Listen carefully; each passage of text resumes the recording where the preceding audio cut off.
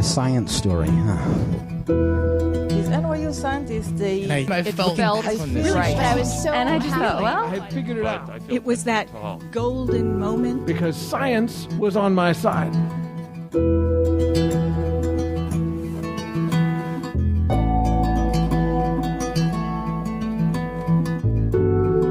Hi everyone, I'm Ben Lilly, and welcome to the Story Collider, where we bring you true personal stories about science. This week's story is from MaryAnn Wilbur. It was recorded in June 2016 at Oberon in Cambridge, Massachusetts.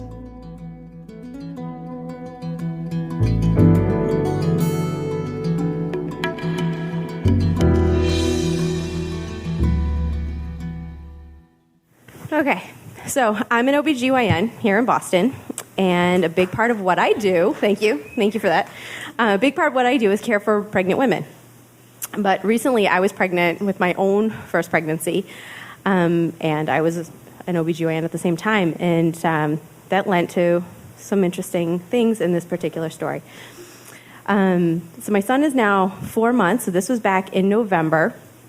At the time, I was 5.5 months pregnant, which in OB-GYN terms is I was 26 weeks, 5 days pregnant.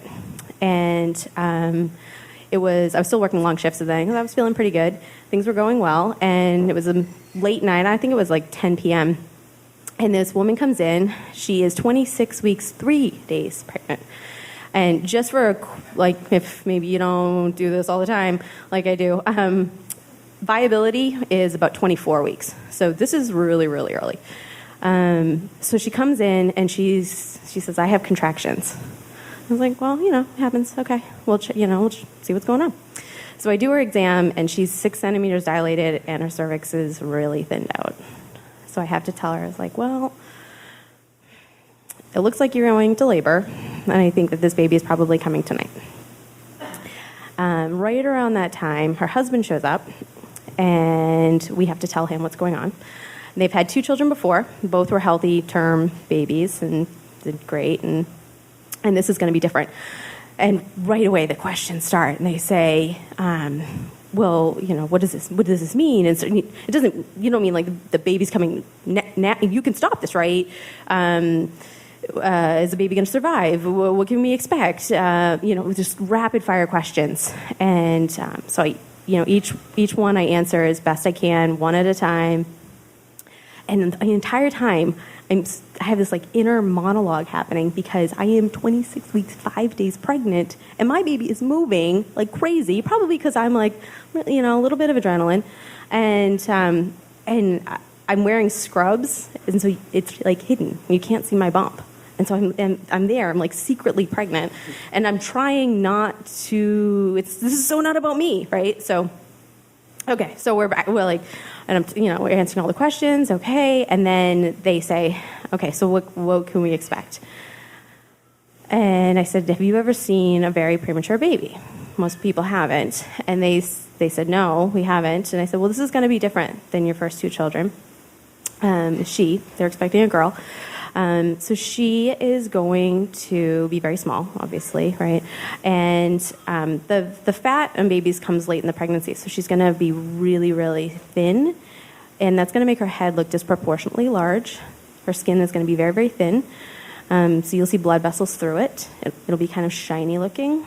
Her eyelids won't be fused, but they'll almost definitely be closed, and she probably won't open them much, and she probably won't give out a cry when she's first born. Just to give them some sense of what's going on. And as I'm describing this, my little voice in the back of my head is saying, well, you were describing your own fetus. And it was this really strange parallel. And so we get her in a room, and she progresses really quickly. And a few hours later, she is fully dilated, meaning a baby is coming. And when they're that small and labor is happening without you even wanting it to, a woman doesn't even have to push. The baby just is delivered. So she delivers, and it's not like a preterm delivery like that. It doesn't happen like a full-term healthy infant. So really quickly. There's no like, hey, Dad, do you want to cut the cord? There's none of that. I clamped the cord real quick and cut it, and I hand the now infant to the pediatricians, and because they have to do a lot of things. And so they wrap her up in this plastic blanket that's going to protect her because she's really not ready for the outside, and it's going to keep her from losing a lot of heat and moisture and from her skin. And they intubate her, and they have to help her breathe, and it's difficult. And the entire time, I've delivered lots of preterm infants, but this one was different, right? Because there's a secret fetus inside of me that is still moving all the time, and so I'm, sort of watching more than I usually do, watching what the pediatricians are doing, and watching Mom and Dad watch what the pediatricians are doing, and trying to talk to them, and then she hemorrhaged, and really brought me right back and focused on what I needed to be focusing on. So we took care of that. And by the time I was finished handling her postpartum hemorrhage, they had gotten their little girl into an incubator. And so she's in this like clear acrylic plastic incubator with the light. And Mom says, can I hold her? And the pediatricians say, I'm sorry, she's just a little too delicate right now. I think that she's better if she's in the box, in the incubator. And my patient, it was just devastating the way she reached out and she stroked the side of the incubator like as if it were the baby. I was like, oh God, I can't handle this. And it was really touching. And then the pediatricians take this baby away. And I sit with the patients, and I'm with my patient and her husband, and we do like a little almost debriefing, right? Because that was a really difficult delivery, and she does well. And my shift ends, and I kept working throughout the rest of my pregnancy, and so every once in a while, especially if there was a lull later at night, I would go to the NICU and visit this little girl because she's sort of special, to me. Having been born right along the same gestational age that I was on the day she was born. And I sort of watched her development, and sort of each time I'm visiting her, it's like I'm visiting my own baby in terms of development, because I'm like watching her finish her fetal development on the outside. And it was really sort of fascinating, and then I feel guilty because I don't visit every preterm infant I've ever delivered at the NICU. She's special, but she's special because this is something about me, and I feel bad about that, and there's a lot of like survivor guilt, and how come I get to carry to term, and so there was a lot of those kinds of emotions happening. And then I worked up right towards the end, like I think 4 days until 4 days before I delivered. And on my last shift, or one of the last shifts, really late in my pregnancy, I was at the NICU visiting this little girl, later at night, in the evening at least. And the mom comes to visit, and I haven't seen her since she went home months ago. And by now, there's no hiding, right? I am like out to here pregnant. And she recognizes me right away, and she's like, "Oh, it's so great to see you. I never got to thank you," and she was really so lovely. And then she says, "You're expecting? When are you due?" And without even thinking, because how many you get that question all the time when you're pregnant, I was like, "Oh, I'm due February 8th," and she goes, "Well, that's when she was due. She was due February 6th." And there was just this like long pause. And she never said anything about it, because, I guess, what do you say? And she was super sweet. And she said, "Thank you again. Thank you for taking such good care of us." But this whole experience really forced me to reflect a little bit on what I do. Because I'm a physician, right? And so it's kind of bizarre.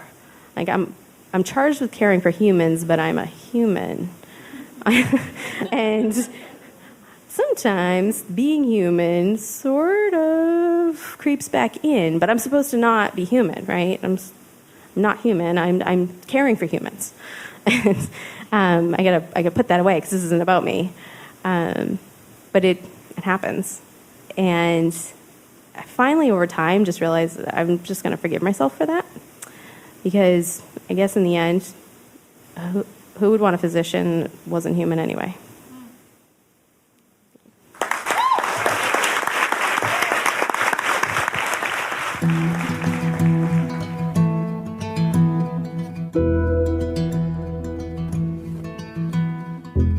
That was MaryAnn Wilbur. MaryAnn is currently an editorial fellow at the New England Journal of Medicine and a practicing OB-GYN. Her areas of interest include women's health issues and health outcome disparities. The Story Collider is produced by me, Brian Wecht, Aaron Barker, Ari Daniel, Christine Gentry, Skylar Bear, Shane Hanlon, Rosie Waldron, and Liz Neely. The podcast is produced by Rose Eveleth. Additional help from Brooke Williams, Lena Groger, and Justin D'Ambrosio. The theme music is by Ghost. Special thanks to Oberon for hosting the show, and to Humans for being human and all the things. Thanks for listening.